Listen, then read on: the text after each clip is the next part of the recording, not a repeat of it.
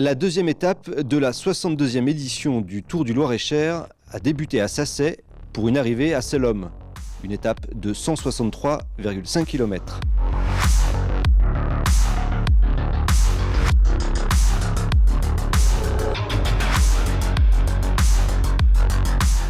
Peloton qui s'est lancé dès les premiers kilomètres. On a fait quasiment 50 km dans la première heure, donc impossible d'avoir une échappée. Et puis ensuite des groupes qui se sont formés, déformés et finalement une conclusion logique avec un sprint. Le Tour du Loir-et-Cher, c'est une très belle course professionnelle, une course qui met en valeur de jeunes coureurs d'avenir et qui permet à des équipes internationales de venir sur nos routes et aussi faire découvrir le vélo aux jeunes. On a vu beaucoup d'écoles présentes sur le bord des routes, donc ça peut susciter des belles vocations.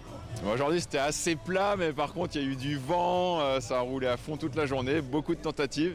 Et on a vu les coureurs quand même très fatigués à l'arrivée avec cette vitesse folle.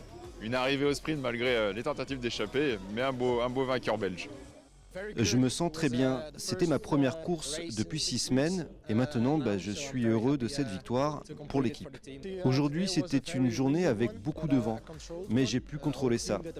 Notre équipe était la meilleure équipe et c'est ça qui nous a permis de prendre cette place. Mais sur le sprint final, c'était très actif, on avait quelqu'un devant.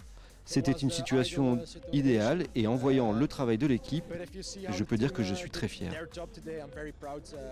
Le deuxième était à 4 secondes, le troisième était à 8 secondes, donc il faut dérouler le film de l'arrivée pour voir où sont situés les adversaires du maillot jaune. Donc c'est, comme on disait hier soir, il n'y avait rien de joué au terme du premier jour, je crois que c'est encore plus indécis au terme du deuxième jour et il reste encore 3 jours.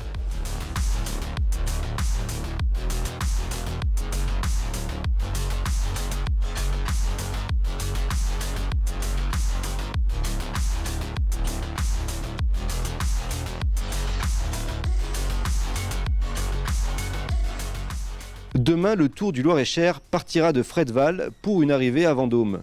Une étape de 178 km où tout peut encore se jouer pour décrocher le maillot jaune.